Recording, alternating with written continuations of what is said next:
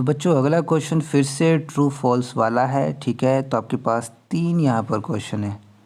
पहला स्टेटमेंट कहता है O2 is paramagnetic in nature. बिल्कुल ठीक है। मॉलिक्यूलर ऑर्बिटल थ्योरी इसी बात को तो एक्सप्लेन करती है कि O2 का पैरामैग्नेटिक नेचर होता है। हमें ऐसा लगता था लुईस डॉट स्ट्रक्चर जब बनाते थे तो कुछ इस तरीके से बनाते थे। लुईस डॉट स्ट्रक्चर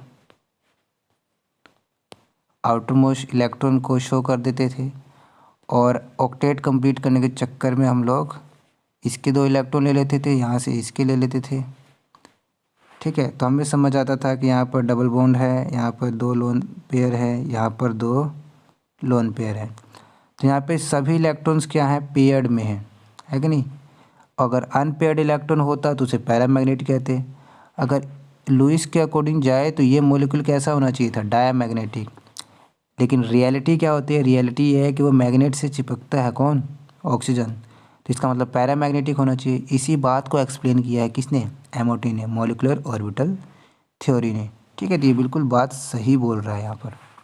ठीक है, क्योंकि MOT बताता है कि यहाँ पर अनपेयर्ड इलेक्ट्रॉन होता है किसमें, मॉलिक्यूल में, O2 के। ठीक है, अगला देखिए, दूसरा कह रहा है कि H2 इज़ डायमैग्नेटिक। हाँ, ये भी डायमैग्नेटिक है, बिल्कुल सही है, क्योंकि इसमें भी इसमें अनपेयर्ड इलेक्ट्रॉन नहीं मिलते हैं। ठीक है ना, तो ये आपका डायमैग्नेटिक। अगर इसको बनाना है MOT से तो आप एक्सप्लेन कर सकते हो, जैसे कि कुछ इस तरीके से फॉर्म होता है।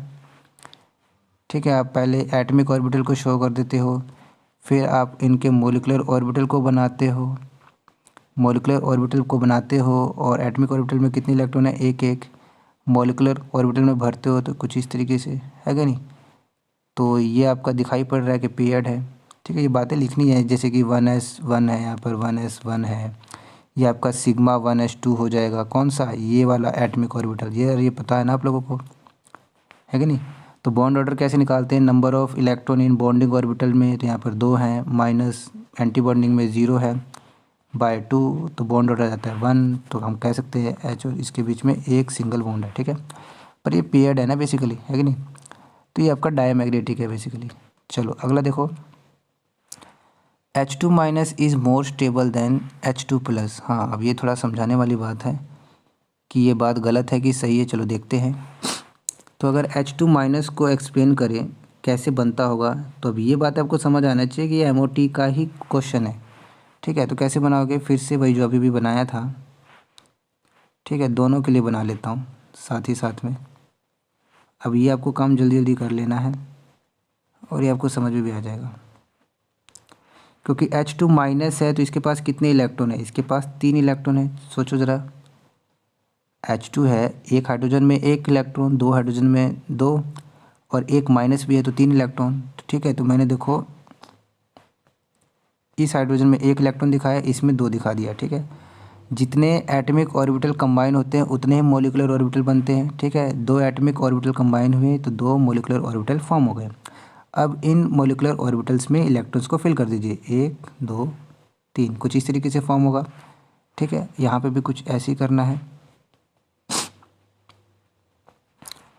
तो ये हाइड्रोजन यहाँ पर 1 इलेक्ट्रॉन। अब देखिए H2 प्लस है तो 2 हाइड्रोजन में कितने इलेक्ट्रॉन होते हैं, 2, और प्लस है तो 1 इलेक्ट्रॉन कम करना पड़ेगा। कितना बचा, 1 ही बचा। तो 1 वाले में तो इलेक्ट्रॉन ही नहीं है कि नहीं।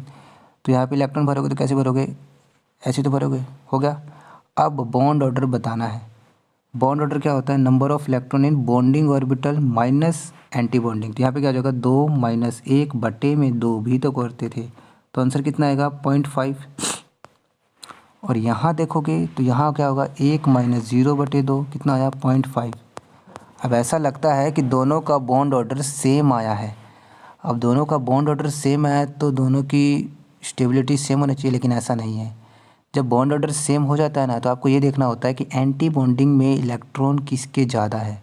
जिसके ज़्यादा होंगे ना वो उतना ही अनस्टेबल होगा, क्योंकि एंटी बॉन्डिंग है। एंटी मतलब समझ रहे हो ना, तोड़ने वाला, है कि नहीं। बॉन्ड को तोड़ने में हेल्प करेगा ये इलेक्ट्रॉन। तो यहाँ पर तो एंटी बॉन्डिंग में इलेक्ट्रॉन है ही नहीं। तो इस तरीके से देखा जाए तो आपका जो स्टेबल पता कौन कौन होगा इन दोनों में से, ये वाला H2 प्लस वाला, क्योंकि इसके एंटी बॉन्डिंग में इलेक्ट्रॉन है ही नहीं।